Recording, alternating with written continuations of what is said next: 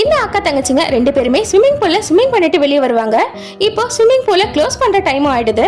அதனால அந்த swimming பூலை maintain பண்ற இன்சார்ஜ் சீக்கிரமா கிளம்புங்க, க்ளோஸ் பண்ற டைம் ஆயிடுது அப்படின்னு சொல்றாரு. இவங்களும் ஒரு நிமிஷம் இப்ப கிளம்பிடுறோம் அப்படின்னு சொல்றாங்க. ஆனா அந்த 2 பேர்ல அக்காவோட என்கேஜ்மெண்ட் ரிங் அந்த ஸ்விம்மிங் பூல்ல விழுந்துடுது. அத தங்கச்சியும் தண்ணிக்குள்ள இறங்கி எடுக்கிறதுக்கு போக அவளோட முடி அங்க இருக்க கிரில் கம்பியில மாட்டிக்குது.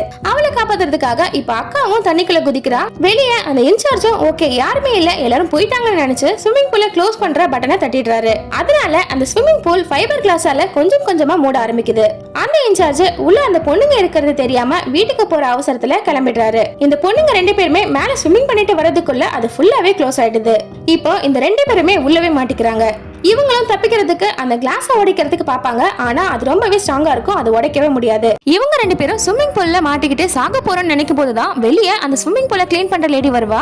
அவ ஜெயில இருந்து வெளியே வந்த ஒரு கிரிமினல். இவங்க 2 பேரும் தண்ணிக்குள்ள இருந்து சத்தம் போடுவாங்க. அதை இவளும் பார்த்துட்டு அவங்கள முதல்ல காப்பாத்தாம அங்க இருந்த அவங்களுடைய பேக் எல்லாத்தையும் செக் பண்ணிட்டு அதுல இருந்த ஏடிஎம் கார்டை எடுத்து வச்சுட்டு உங்களை நான் காப்பாத்தணும்னா ஏடிஎம் கார்டோட பின் நம்பரை சொல்லுங்க அப்படின்னு சொல்வா. இவங்களும் முதல்ல முடியாதுன்னு சொல்லிடுவாங்க. அதனால அவ ஸ்விம்மிங் பூல்ல இருக்கிற ஹீட்டர் ஆஃப் பண்ணிடுவா. நீங்க பின் நம்பரை சொன்னீங்கன்னா உங்களை நான் காப்பாத்துவேன், இல்லனா குளிர் தாங்க முடியாம சீக்கிரமாவே செத்து போயிடுவீங்க அப்படின்னு பிளாக்மெயில் பண்ணுவா.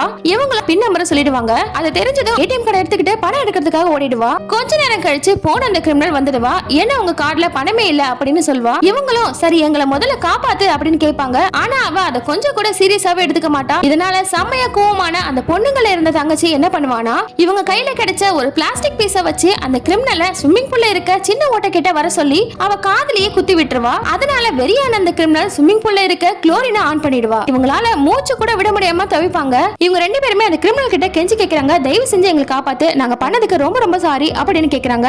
அவளும் ஓகேன்னு குளோரின் ஆஃப் பண்ணிட்டு அவங்க கிட்ட வந்து சரி எப்படி நீங்க தண்ணிக்குள்ள மாட்டிக்கிட்டீங்க அப்படின்னு கேக்குறா. அவங்களும் ரிங் தண்ணிக்குள்ள விழுந்துருச்சு, அதை எடுக்க வந்து நாங்க மாட்டிக்கிட்டோம் அப்படின்னு சொல்றாங்க. உடனே அந்த கிரிமினல் உங்ககிட்ட இருந்து எனக்கு பணம் தான் கிடைக்கல, அந்த ரிங்கையாவது என்கிட்ட கொடுங்க, உங்களை நான் காப்பாத்துறேன் அப்படின்னு சொல்றா. இது அந்த 2 பேர்ல அக்காவோட என்கேஜ்மெண்ட் ரிங். அதனால அவங்களும் யோசிக்கிறாங்க, வேற வழி இல்லாம அவகிட்ட அதை கொடுத்துடுறாங்க. அவளும் அதை வாங்கிக்கிட்டு அந்த ஸ்விம்மிங் பூலை ஓபன் பண்ண ட்ரை பண்றா. ஆனா பாஸ்வேர்ட் மாறியதால அதை அவளால திறக்க முடியல. உடனே அவ இவங்க கிட்ட வந்து சாரி என்னால ஓபன் பண்ண முடியல அப்படின்னு சொல்லிட்டு இங்க இருந்து போறேன் அப்படின்னு சொல்லிடுவா. இவங்களும் ப்ளீஸ் நீ போலீஸ் கிட்டயாவது கால் பண்ணி சொல்லிட்டு போ, அவங்களாவது எங்களை வந்து காப்பாத்துட்டோம் அப்படின்னு சொல்லுவாங்க. ஆனா அவ போலீஸ்க்கு கால் பண்ணா இவ மாட்டி பண்றதுனால அங்க இருந்து ஓடிடுவா. இப்ப இந்த பொண்ணுங்க எல்லாம் அக்கா தண்ணிக்குள்ளேயே மயங்கிடுறா. உடனே தங்கச்சியும் எப்படியாவது இங்க இருந்து தப்பிக்கணும் அப்படின்னு போராடுவா. அங்க இருந்த கிரில்ல கஷ்டப்பட்டு எடுத்துட்டு வந்து அந்த ஸ்விம்மிங் பூல் மேல க்ளோஸ் ஆயிருந்த கிளாஸை உடைச்சு தன்னோட அக்காவையும் காப்பாத்தி வெளியே கூட்டிட்டு வருவா. பார்த்தா அந்த கிரிமினல் எங்கேயுமே போயிருக்க மாட்டா. இவங்களை விட்டா இவங்க போலீஸ் கிட்ட இவளை மாட்டி விட்டுருவாங்க. அதனால இவங்களை சுட்டுக்கொள்ள பாப்பா.